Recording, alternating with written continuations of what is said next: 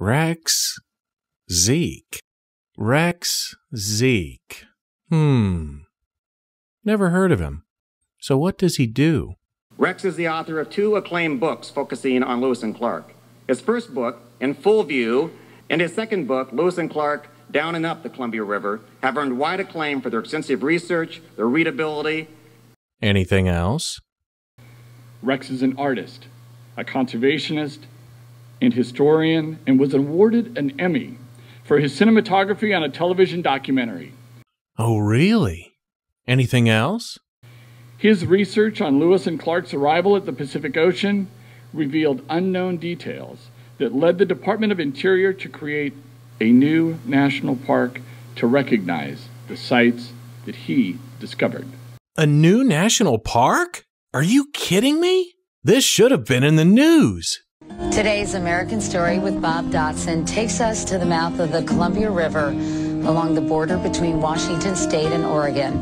That's where one man took a stand to save a precious piece of land and ended up creating a legacy that will live on for generations to come. Rex hiked down to the Pacific Ocean along the last bit of trail blazed by Lewis and Clark. Along the way, he started searching through some of their journals and discovered something. Do this like a treasure map.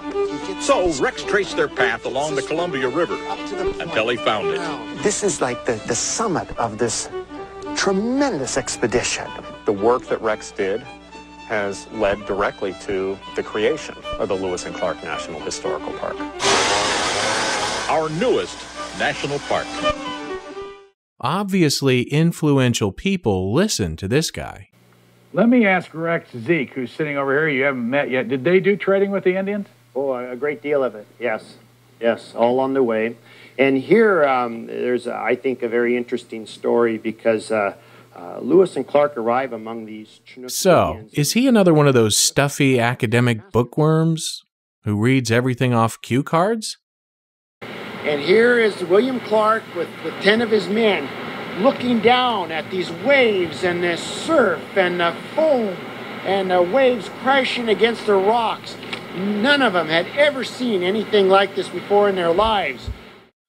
Well, we need a great communicator who can get up on the stage and deliver a top-quality presentation. Someone who can deliver information and make it entertaining. And the years went by, the children grew up, they got married, they moved on, the decades went by. And one evening, there was this knock on Carolyn's door. And she opens the door and here's this little maid, and she's crying, and Carolyn goes, "What is it? What's the problem? What is it?" And the maid tells her, "They've sent me here from next door. It's Charlotte." And she says, "It's Charlotte. What's wrong with Charlotte?" "She's sick. She can't breathe. She's failing. The doctors are there. They've been tending her for a couple of days, and she's getting weaker and weaker. They say she will not live till morning."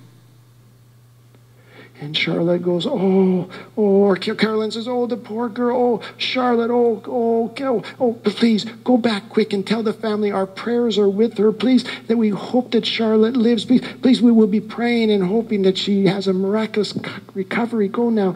She closes the door. Yes. Thank you.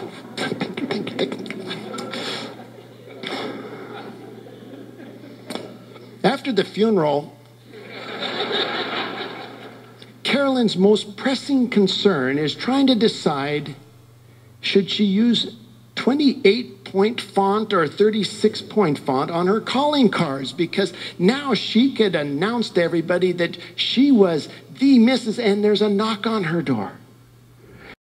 That's what history should be. History is entertaining. It's not just educational and dates and times and places. And he spoke for 50 minutes. He could have spoken for 2 hours, and people would have been with him right there. And in this moment, Astor sees this Russian with this problem, and in his head, as a businessman, he sees a possibility that nobody else can see. Astor sees how he could turn a handful of beads into silk. He sees this. What Astor sees in his mind is a network a global exchange starting in New York, here, where he is going to put onto his ships trinkets, beads, blankets, whatever the Indians want. And Rex was our leadoff lecturer this year, and he was dynamite. I mean, he was the probably the highest reviewed, highest rated lecturer we had, along with Doris Kearns Goodwin and David McCullough. He was of that quality. The patrons just raved about him. C-SPAN, in fact, was there.